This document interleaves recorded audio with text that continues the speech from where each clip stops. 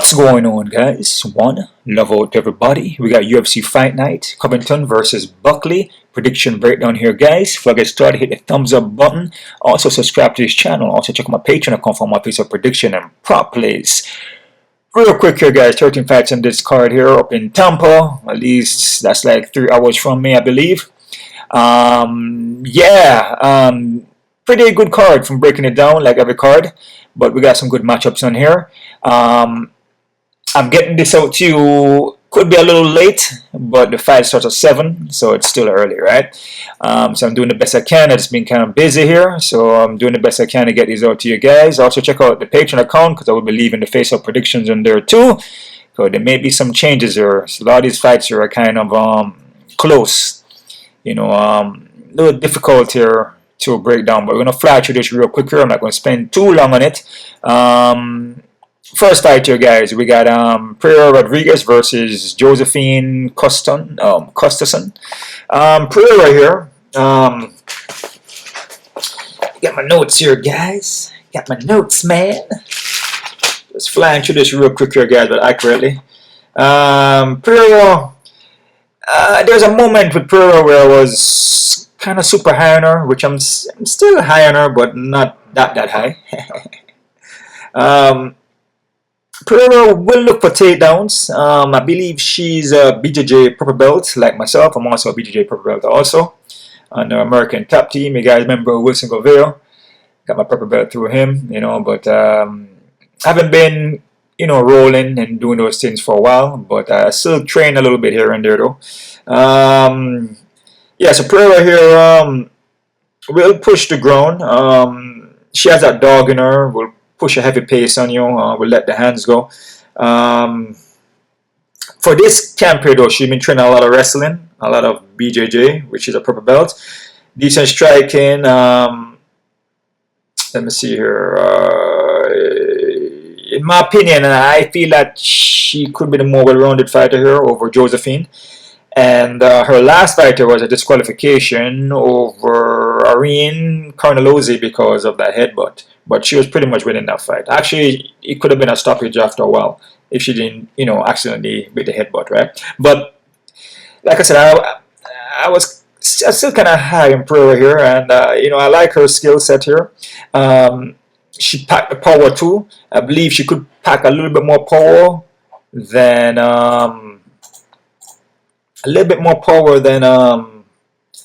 Josephine, right? But take a look here real quick. I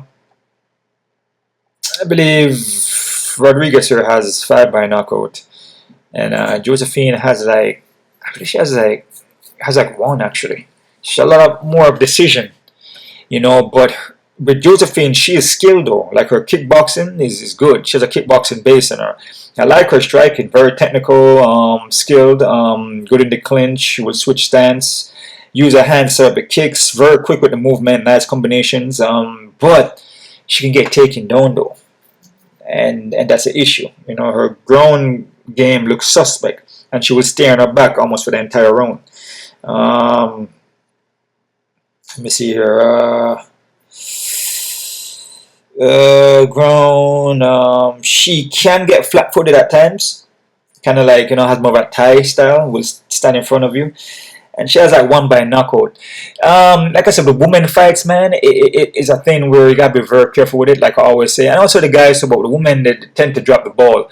Now with Josephine, she looked good on the stand-up, you know, but something with the ground is just not doing it for me. You can pin her against the cage, you can take her down, and I've been checking out, you know, what Piera Rodriguez has been doing, as well as Josephine. And with Pereira, I just feel like Pereira is gonna wrestle. She's gonna put that dog and grind and avoid the strikes. But again, Josephine can strike though, and she's quick with it. But she don't really possess that knockout power though.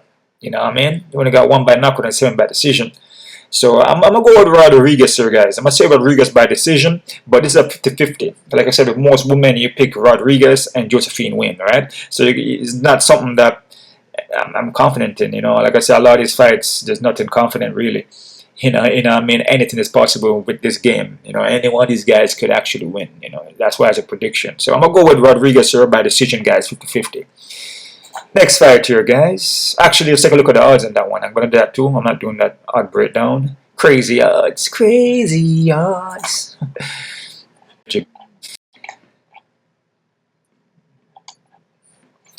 Come on.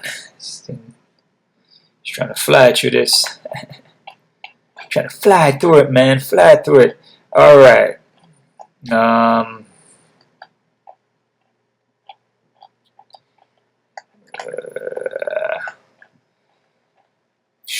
Joseph, wow, negative 265. Oh my goodness, Pereira is a massive underdog. Wow, that's bananas, guys. They're high on Josephine. Josephine, her striking is good. She's clean. I like it. You know, she could have better striking than Pereira. But she does have better striking than Pereira as far as technicality and her form and everything like that, and execution and the speed. But Pereira can hit though, still. And Pereira will walk you down and kind of cut you off and get in the clinch, and she will look for the takedowns. And that's the thing about this fight. Yeah, man. I'm going with Pereira still, guys. Big underdog. I disagree with the odds on this one. This should be, in my opinion, an even fight. Because Josephine, I feel, is not as well rounded. She has weaknesses in the ground, man. So play at your own risk here, man. But this is an even fight for me, and I like Pereira. All right. Next fight here, guys. That's crazy odds. We got Davey Grant versus Ramon Tarvos. Grant here, man. Grant is a veteran, man. Crafty veteran, actually. Skilled in the kickboxing. He's well rounded. His ground game is good. We'll also look for the submission. Beat some good guys, man, and got robbed in a couple fights. With Yanis, I thought he won that fight. Marcos is questionable. Could have went either way. So Marcos could have probably won that too, which he did. Yeah, so a guy like Grant here, the guy is very skilled dude. Beat Jonathan Martinez by a knockout, actually. This guy is a skilled guy, man, and pack power, and his ground game is pretty good. Ramon here, coming from Contender Series, is the next Contender Series guy here. Again, Sadie, he lost that fight, man. I feel Sadie won that fight. I mean, Sadie beat him the first time by a knockout on the Contender Series. He won again on the he came back on and won in the Contender Series after he lost against Kortovos. Then his UFC debut, you know, split, but he actually, I feel, said he won that, man. What I see from Ramon here, I mean, boxing is decent, you know, it's technical, you know, but he slows down, man, as the fight go on. Mostly only boxes. He can get hurt in the foot, can get knocked down, can get dazed in the fight. I just feel like Grant is just a more experienced guy here, man. I mean, that's why it's difficult. But with these Contender Series guys, especially these last fight, I felt he lost it against a guy that knocked him out. I mean, I'd rather go for Grant. I feel Grant is just all around a better fighter, in my opinion. Even though age is a number, you know, Grant is 38. You say, oh, he's older, you know. Ramon is what? Ramon going by age. Ramon is 30, you know. I mean, Grant is 38. Again, age is a number, man. It all depends on how you take care of yourself. And Grant been looking good, you know. Even with guys, undefeated guys, you know, which I felt he could have won that fight. I mean, what I see from Ramon, I mean, you know, I mean, he's just going to come in there and box, really. And he's good in the boxing, but he slows down as the fight go on, man. And he can't slow down with Grant. Grant is going to have a lot of tools: the kicking, the punching, the ground. I feel Grant has more tools and just experience. I'm gonna go with Grant, guys. I'm gonna say Grant by decision, and it could be a split decision. It could also be a robbery, and Ramon wins it. So be careful of that. But I'll go Grant by a split decision here. Ramon also fighting out of Jacksonville, Florida. He's born in Florida. Davao County. I mean, yeah, so hometown favorite here could play a factor, guys, so be careful. So it could be a split decision robbery. Ramon wins it, but I just feel the more skilled fighter is going to be Grant, man, you know, from my opinion. Even fight, exactly. They got that one right. You know, they got that one right. Even fight, even Steven fight, man. Yeah, all right, but I like in Grant, though. Okay, next fight here, guys, we have Miranda Maverick versus Jamie Lynn Hort. Like again with women fight, you gotta be very careful. But with Maverick has been improving, man. Stacking up on the experiences, you know, and winning her fights. Some fights she come up kind of short against Jasmine, you know, Irene, Marcy Barber, you know, but all those women, they are, you know, experienced and they're skilled, right? But with Maverick, though, you know, what I like most about her is that she listens to her corner. She follows direction very well. So whatever her corner tells her, she does it right away. You know, she don't wait or she doesn't pay attention or listen. And that's important because usually with your coaches, your corner, they can see things that you can't see because you're in the fight at the moment. And they're, you know, on the outside looking at you, watching you, and, you know, maybe some things that you need to adjust on the fly. And she does that very well, right? With a Hort here, Hort is a dog, man, and she will push a pace on you, and she got the 4-inch of height here. She a little bit of hovering over Maverick a little bit, but she has skills, you know. She will look to strike. Can be a little slow on the striking, but she'll look to get the takedowns. Will look to submit you. But with this fight here, man, like I said, with women fight, man, you know, you pick Maverick and some way or another Hort wins, you know, you pick Hort and Maverick wins, you know. But I just feel like the experience from Maverick, you know, is gonna make a difference here. And I feel with Maverick, you know, she has been improving as her career goes on. So I'm gonna go with Maverick here, not taking anything away from Hort. Hort is still good. She's still alive, you know. Hort could get a submission, man. So like I said, with women fights, you gotta be very, very careful, you know. But I'm gonna go with Maverick. I'm gonna say Maverick by decision, but it's 50-50, man. Because like again, women fight. You know, like I said, it can go either way. So Maverick by decision, guys. I'm not confident. Next fight, we got Miles John versus Philippe Lima.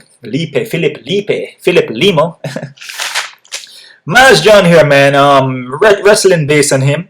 Heavy-handed experience. Very athletic dude. He can get subbed, though.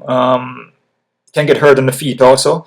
Let me see here. Doesn't handle pressure too well, especially when you start to come forward on him. He, at least later on in the fight, you know, because he tends to slow down a little bit.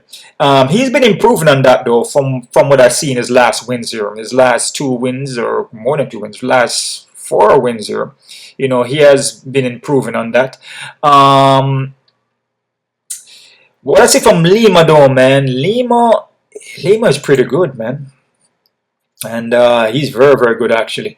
Not taking anything away from Miles. Miles is also good in his own way too. You know, got a win over Muhammad here, but it's a guy that just came into the organization and got a win over Muhammad, right? And his first fight, got a submission, you know, on short notice. What I say from Lima is skilled though, man, and he's good everywhere. He's good on the ground. His stand-up is pretty legit, dude. Like, kind of remind me of a Joshua Van, you know, with the boxing. But with Lima, he has the kicks, though. Joshua Van doesn't possess the kicking game like what Lima has. But kind of remind me of Joshua Van, walk you down, that confidence, that pressure, that sharp boxing technique, and the kicking technique is very good.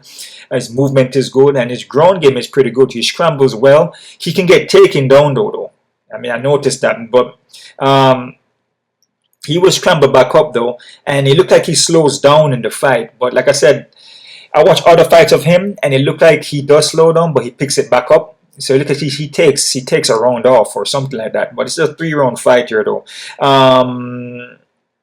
You know, against Muhammad, he kind of looked like he slowed down in that second, but it was a short notice. This is going to be a full camp for him. I don't know, man. I mean, I'm kind of liking Lima here. Again, Miles is a more experienced guy here, though. You know, as far as the UFC is concerned. So this is a tough one here, guys, man. I'll be careful with this one. I'm going to lean towards Lima here, man. I just feel Lima is a better striker. With Miles, he does strike, but he kind of wing punches and lunges in with overhands. Leave himself open, you know. He doesn't possess the technique like what Lima has, and that in and out sharp technique movement. The ability to move in and out and switch stance and pick the shots and be smooth with it. You know, with Miles, he kind of is not that smooth with it, man, you know. And when it comes to the wrestling, Miles can get taken down, you know, and Lima also has a wrestling, and his jiu-jitsu doesn't look bad, but you know, experience goes a long way though, man, you know, so you got to be careful with this one here. I'm gonna go with Lima by decision, guys, but I'm not confident in this one. You know, you can't sleep on experienced guys, man. Maverick, damn, Maverick is high, man. Holy crap. I like Maverick, but 600 and something. Because I said Hort is not bad though, man. Hort could get a submission, guys. So be careful with this one. You see, especially women fights like this, and the odds are so high. Even the guys too, but most of the women. You know, I'm not discriminating though, guys. All over the end of the day, you just can't. It's just it's so you know, Hort is still a good fighter. Still, you gotta be careful with this one though, man. You know, the odds is too high. I still have Maverick as favorite, but not at 600 and something, guys. That's Lima here, 200 and something. Or could I have Lima as favorite? I wouldn't put Lima so high either. I'll be honest with you, I would give Lima a slight favorite, but kind of close to even, guys, because Maz could still win just by experience, man. So, like I said, you know, sometimes the guys may not be like Maz may not be the good striker like Lima. You know, when you look at the fight on paper, it's like, damn, man. But then the experience, man, you know, Maz coming there and then just experience, knowing, you know, certain things to do, and being in the UFC, and just like little, you know, rabbit in the hat he can pull out. You know, just little sneaky things, just being experienced, you can do over your opponent, that your opponent may not have that because of the experience. You know, you can pull off a win. So that's something that you gotta be careful with. But odds on Lima's a little too high though still. So I would still be careful, but I do like Lima though. Alright. Next fight here, guys. So like I said, I got Lima by decision, guys. Flying through this real quick here, guys. Alrighty. Let's see here. We have Sean Woodson versus Fernando Padilla. Sean Woodson here, man, got up a 2-inch of reach. Decent striker, has boxing background there, amateur boxing. I believe like 6 or something wins or something like that, and 3 losses or something like that. I mean, I could be wrong. But he's fighting a good guy though, man. He's fighting a guy with the same reach. Because you know, Sean is usually the bigger guy because of height and reach. You know, he's like 78-inch reach, 62 height at 145. That's freaking massive, dude. And he's fighting a guy in Padilla who has a similar height and reach, which could make a huge difference in this fight, man. You gotta look at that. You know, he's 6'1" with 76-inch reach. It's kind of similar. You know, Sean have 2 inches over him, but it's kind of close still. With Fernando, you know, he fights long as well, you know. Sets up from the outside. His technique is pretty sharp. He's pretty quick. He's gonna be the quicker fighter here, man. He will let the kicks fly, especially the leg kicks, body kicks. His combination is not bad. He does have submission, but he tends to slow down during the later rounds. I actually noticed that, right? With Sean though, Sean can slow down too, and Sean ground takedown defense is pretty good. You know, it's hard to take that guy down. This is a tricky one here, guys. Kind of was back and forth on this one. You know, speed advantage from Padilla, that could be a factor here. You know, Sean is not going to be a quicker fighter here. So when Sean put his shots out there, you can see coming, and when he pulled back, you know, that's when, you know, you counter. You know what I'm saying? He leaves things out there because the speed advantage. I feel Padilla is a quicker fighter here, but then the durability. Both guys, Sean can get hurt in the foot. Man, this is a tough one here. And then with Padilla, you know, Padilla will slow down, but he's durable though. You know, I don't think he ever been finished. I believe Sean been finished though. It is Sean been submitted. But Padilla has never been finished though. You know, I like Sean though. Sean is a skilled guy. But speed advantage from Fernando. Fernando never been finished yet. You know, and Fernando has a submission, has a ground game, but Sean is tough to take down. But the height and reach, both of them pretty similar in height and reach, man. I'm gonna go with Padilla here, guys. I'm gonna say Padilla by decision, guys. But I'm not confident though. Okay. Next fight, we got Drakkar Klose versus Joel Álvarez. This is a good fight here, man. But Klose is a dog, man. You know, he will push forward, sometimes lunges in too much. High pace, he lunges in with his chin there, can get countered. Yeah, I mean, but this guy is a dog. He will lay on you. He will pressure, put you against a cage. He will just hug on you and hug on your leg and try to take you down. He will let the hands fly, pack a little power in his hand, but sometimes his technique can get a little sloppy. He kind of rushes things too much. Against Joel, I don't think he wants to do that because Joel is a freaking good fighter, man. This guy 100% finishing rate, 7-inch of reach, 6-inch of height. That's freaking massive, guys. This guy is skilled, dangerous guy. deadly in the clinch, knees and elbows. This guy is pretty good, man. You win the loss against top guys. Arman Tashukin, Damir Ismagulov. I mean, this guy when he loses to tough guys, man. So yeah.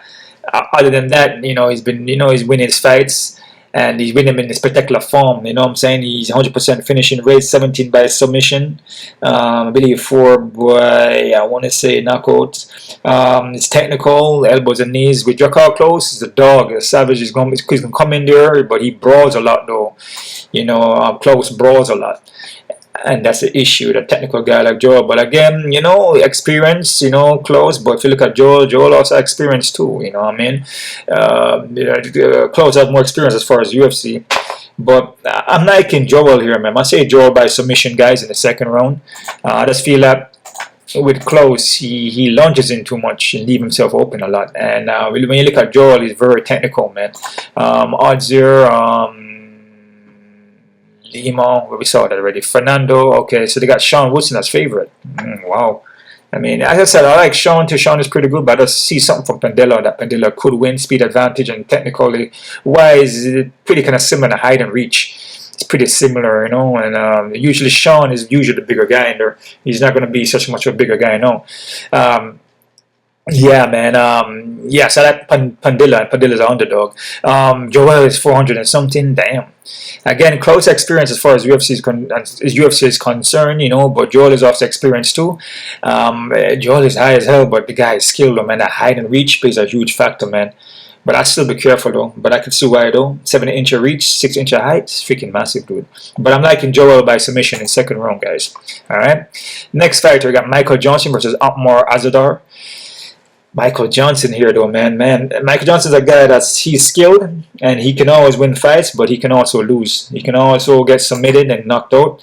I believe he lost maybe like 9 by submission or 7 by submission or something like that. He'd been knocked out against Diego Ferreira. Was a nasty knockout. That was bad, man. He won against Darius Flowers though. Fast hands still. He's fast hands, but he's not durable. He's quick. His wrestling is still good. Like I said, he can get submitted. He's going to be 2-inch of height, 2-inch of reach in this fight. Against Ottman, though, Ottman is a guy that just hasn't been looking good. Been finished back-to-back by knockouts in the first round. Yeah, he's a guy that slows down, but he packs power, though, man. And that's the issue, with Johnson. Johnson will be looking good, too. And then, bam, or he gets caught in a submission. Anything is possible. Ottman does have submission, rear naked and guillotine choke. So there's a fight here, man, where it's like it's heads or tails, to be honest, and it's a fight that you got to be very careful with. You probably don't want to mess with it too much. It's a fight that you can probably fade because Johnson is not durable. Ottman doesn't look like he's durable either, but, anything can happen. But I'm going to go with Johnson, though, but just Johnson has experience and seen it before, but even though he's seen it, he still get caught. So that fight, you don't want to mess with too much. Johnson at 218, that's nuts. To me, it's an even fight because of the durability of both guys. I'd be very careful because Ottman throw a punch and catches Johnson, it's over. Or Ottman just gets him in a submission, it happens, man, it's over. Now, it could be vice versa, but I wouldn't have Johnson so high because he's not durable. He's not consistent. All right, so be careful with that one. I'll probably fade that one, man. So don't put Johnson in too many plays, guys. Okay, or you can go underdog or whatever, but I'll be careful with that one. But I like Johnson by decision, though. Not confident. Next fight here, we got Navajo Stirling versus Tokos. The next guy here in Sterling is just not too experienced. I believe kickboxing background, coming from City Kickboxing. 6-inch of reach, which is massive. Still in the works, though, man. He has potential, but coming from Contender Series here, beat Philip Lott. Toko is more experienced guy here. I believe BJJ brown belt. Probably could be black belt now. He will submit you on the ground, but lost against Omar Shai. He did get submitted by Reneki choke. Man, this guy is hateable from what I see. But he will submit you. Has a submission chance. His experience was on the road to UFC. He lost against Ming Yang Zhang. This is a tough one here, guys, man, because again, look at Sterling here. He's not experienced in MMA. You know what I mean? And you haven't really seen his ground too much. And this guy here in Toko can get to the ground, man. So I don't know, man. This is a fight where you gotta be careful with it, man. I mean, I know that Sterling is probably gonna be favorite. Still for 800? Nah, man. No way, dude. I disagree with that. I disagree with that. This is one of these ones where, you know, the guys highlight this and then Tucker win. Probably by a rear naked choke or a guillotine choke or something like that. You know what I mean? We see this all the time, man. So what do you do with this one? Well, I'm actually liking Sterling because I just don't like what I see from Tucker. You know, from videos and, you know, and papers from what I watch and you know, that's all my homework I do. I just don't like what I see from him as far as the skill level. You know, I just feel like Sterling is a little more technical with the stand-up, you know, but then the ground could be suspect, you know, but I just feel like he still has that skill still. He still has that ability to grow. He has more potential in my opinion, but that doesn't mean he's going to be Tucker, you know, especially I know at 800. So this fight here, I would dog or pass it, dude. That's pretty much it. I wouldn't mess around with it, especially I don't know 800. But we see this all the time. So why you gonna make the same mistake, right? I could pick Tucker to win, but I just don't feel like he has. He doesn't have. I don't see nothing that I can say he can beat. That he can beat Sterling other than the submission, which is true. But I just feel Sterling is improving, and I feel that he has more potential. But that doesn't mean he can't lose though, especially at 800. So a dog or pass, guys. I like Sterling though. I say Sterling by KOTK in the first round, but like I said, at 800, dog or pass it, man. All right. Next fight here, guys. We have what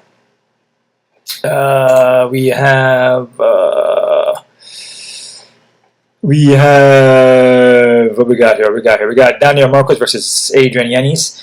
Both of these guys are kind of similar in skill sets. Marcos is very technical dude, man. He's strategic, durable. He's very calculated in his movements and his striking. Seems he can slow down, but he still keep a pace. This guy's a pretty smart fighter, man. Very good IQ. He keep a pace on you. He touches you up, right? With Yanez more look to take your head off, right? His boxing is pretty good. I mean, he packed power. You know, he's well rounded, but you know, he will come up short though. And a lot of times I don't know, he tends to can get touched up in the fight. You know, what we see against Rob Font, you know, Jonathan Martinez, even his first fight with Randy Costa was touching him up with the jab. He just seems to be a guy that can get touched up until he catches you with a punch and knock you out. It's hard to pick a guy like this, especially against a guy like Marcos, who's a technician guy and is durable and is calculated, you know, and is very strategic with his movements and setting up. It's hard to pick Yanez in this one, man. I mean, and with Yanez, he seems to break, especially when he's not getting off. He seems to get confused and you know, he just loses his composure. You know, like he can't once he can't get the punch on you, then he get flustered, you know, and then he start to lose it, and it just doesn't look good. Like he breaks under the pressure. So I'm gonna go with Marcos here, guys. I'm gonna go with Marcos by decision, but I'm not confident because Yanez could win this fight. You know, I mean, just Yanez is underdog in this one, and they got Marcos at 200 or something. I mean, I could see why. I would have this fight kind of even. Maybe Marcos a little more. No, Marcos is a favorite, but a little favorite, but not so much. You know what I mean? It's like I feel like it's a little too high because Yanez could win this fight. You know, it's a strong possibility. Could even win it by knockout with a strong fight because the guy packed the power and his skill. With that being said, though, I'm gonna still go with Marcos here. But like I said, Yanez is live because experience. And yeah, and you know, Marcos is undefeated, but still, you know, having lost yet, and we usually see it like this, you know, undefeated guys like this, you know, they come in here and they fight a guy that's a little more experienced. He went to split with Davey Grant, beat Oliveira here, you know, so not really a Richie Long. I believe that was something happened there. In the groin strike, beat John Castanelo. So there's a chance where you could see here, you know, Yanez is live, which he is. So I would suggest Also, if you're doing parlays or predictions, or predict a parlay. If you're doing parlays or betting, whatever you're doing, if you're doing for fun or whatever, I would throw Yanis in some place too. Just to be honest with you, man. Yeah. All right. So be careful with this one. Like I said, I'm gonna go with Marcos though. Where I'm at now. Marcos by decision. I got that. Yeah. All right. Next fight here. We got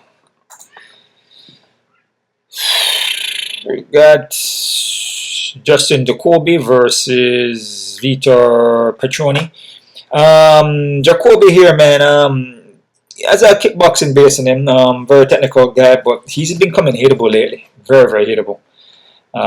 Yeah. So I mean, he's not durable. And that's pretty much it. Got finish against Dominic Reyes here. And then Alonzo Manfield was hurting him in the fight, and all these things. He's just not been looking good. That doesn't mean he can beat Vitor though, So not taking anything away from Vitor's possibility. Vitor, he got submitted by Smith, but he literally jumped into Smith guard and Smith locked up the guillotine on him. So this guy here is very explosive, very skilled guy. Has good potential. He's still a good prospect. He's heavy-handed, grinded wrestling, very explosive. But he just made a mistake there, man. You can't anybody. A guy like Smith who's experienced with submissions, good on the ground. You're gonna jump into his guard. You just are asking for it. So he should learn from this one. But I'm going to go with Vitor here. I'm going to say Vitor by decision. But still don't sleep on Jacob, though. I'm sorry, Jacob. And don't sleep on Jacoby because he still has a chance. The guy is still experienced. But Jacoby just is not durable. He just, they got Vitor at 290. I mean, I could see why, with Justin Jacoby, he just looks like you touch him and he goes down. He just is so hittable now. And what he's good at, he's actually losing in it, which is his striking. So it just doesn't look good, right? So I'm gonna go with Vitor by decision. Next fight here, we got Manel Kape versus Bruno Silva. Kape's a very good fighter, man. Skilled guy, good movement, counter strikes. His ground defense has been getting better. Can get submitted though, but hasn't been submitted in a while. But the striking is skilled though. The guy is good all around, man. His counter striking and just his footwork, man, is just amazing. This guy is a pretty good fighter. Bruno Silva is a good guy too. He's good on the ground. He's good with the submissions. Striking is not on the level of Kape.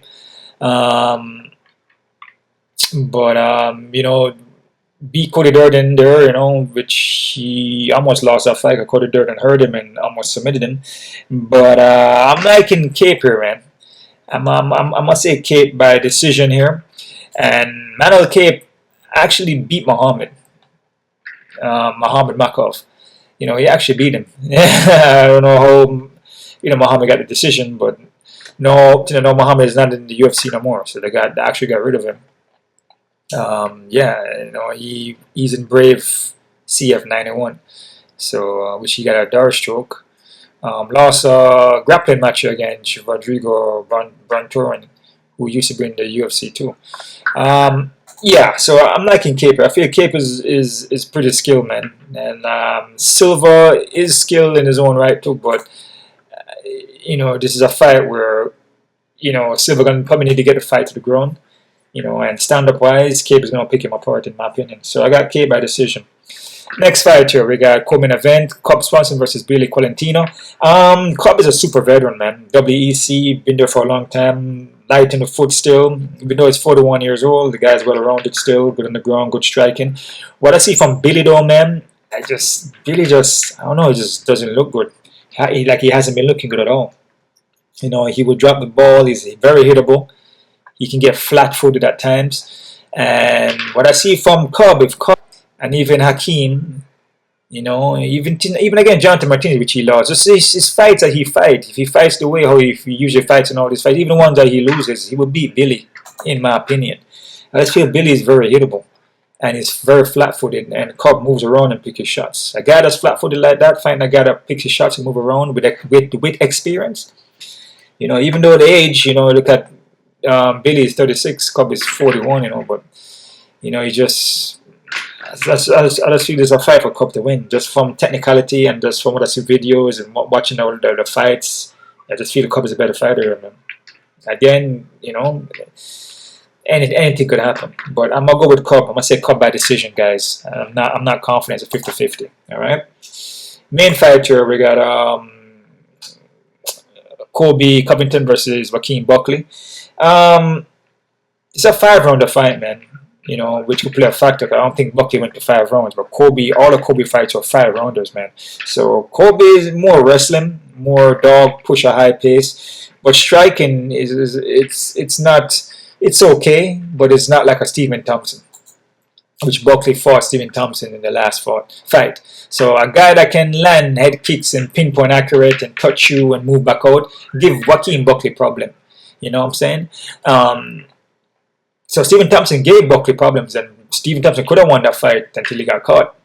You know what I'm saying? So Covington, he doesn't possess that pinpoint accurate with the kicks and stuff like that to touch you from outside. Covington is more like dog, you know, and Buckley's a dog too. And Buckley is freaking super athletic, super explosive, and power. I'm gonna have the 4-inch reach in this fight. So I'm favoring Buckley here. The only thing is a 5-rounder. You know, Buckley looks good at 170. He doesn't look like he gets tired at 170. He looks very good at 170 actually. And yeah, 5-rounder, so that could make a difference. So still be careful with this one, man. You know, a guy like Covington is going to be experienced in 5-round fights. Buckley hasn't. So we got Buckley at 238. I would say this fight is even for the fact that it's 5-rounders and Covington can possibly, man, does wrestle, but Buckley is very explosive. If Buckley can keep that, you know, keep the composure and keep that durability all the way through, then Buckley wins. If he can keep that composure of not getting tired. You know, if you start getting tired and all these things in the 4th round, and it could be problems. You know what I mean? So, let's see what happens. This is the first time fighting 5-rounder fights. But I'm going to go Buckley by decision, guys. I'm not confident in this one, alright? And that's it right there, guys. That's my prediction right there, breakdown. Yeah, man, you guys keep on kicking. This was fast right here. I'm going to load it up real quick. Got some other things I got to do. Check out the Patreon for face-off predictions, which I'm going to watch the face-offs in a little bit. And you guys keep on kicking. One love out to everybody. And us.